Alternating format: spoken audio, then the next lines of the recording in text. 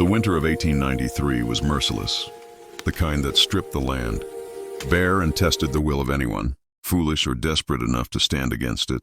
Snow buried the railway station at Black Hollow, a forgotten stop between nowhere and less than nowhere, where trains passed without slowing and hope froze faster than breath.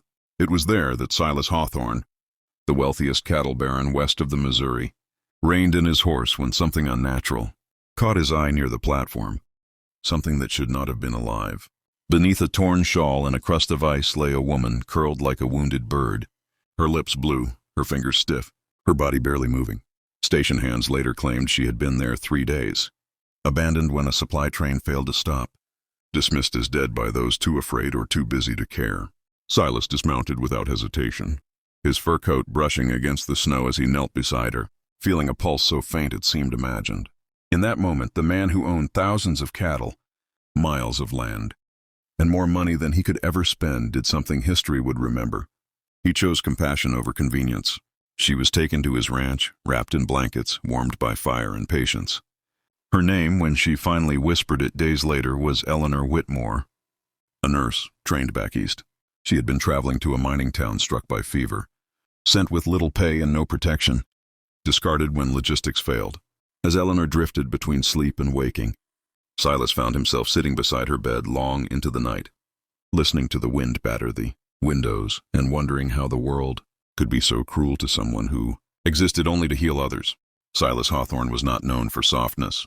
He was known for iron will, ruthless deals, and a reputation that made grown men straighten their backs. Yet as Eleanor's breathing steadied, something long buried in him began to stir. Days turned into weeks. Eleanor recovered slowly, her strength returning like sunrise after endless night. She noticed how Silas spoke little but listened deeply, how his workers respected him not out of fear but loyalty, how the ranch, vast and powerful, felt strangely lonely. Silas, in turn, noticed Eleanor's quiet courage, the way she helped injured ranch hands despite her own weakness, the way her laughter sounded, foreign yet welcome. In his world of dust and discipline, rumors spread quickly. A nurse living in the baron's house. Whispers followed them into town, but neither cared. They were too busy discovering each other in stolen conversations by the fire, in shared silences that spoke louder than words. One evening, as snow melted into mud and spring teased the horizon, Eleanor confessed the truth she had carried since Black Hollow. She had almost given up that third night at the station, almost let the cold take her. Silas said nothing at first. Then he admitted something of his own, that he had built an empire to outrun grief, that his wife and child had died years earlier, and wealth had been his shield against feeling. Eleanor did not offer pity. She offered understanding. That was the night something irreversible happened between them, something stronger than gratitude, deeper than attraction. Love, slow and terrifying, took root. Before the chapter of their lives could turn fully, danger crept in. Silas's rivals, threatened by his growing influence and suspicious of the woman by his side, began to move. Accusations surfaced. Eleanor was called a con artist, a manipulator. Silas was warned she would destroy him, but the man who had saved her from the snow was no longer the same man who feared loss. He chose trust, and that choice would soon shake the West. If you're feeling the power of this story so far, this is your reminder to subscribe to the channel, because stories like this, stories of love, courage and humanity, are only just beginning. When the fever returned to the mining towns that summer, it came back deadlier, faster, and crueler than before. Doctors refused to go. Supplies ran thin. Eleanor stepped forward without hesitation. She asked Silas for wagons, medicine, and men willing to help. He did not argue. Instead, he opened his vaults, his warehouses, his influence.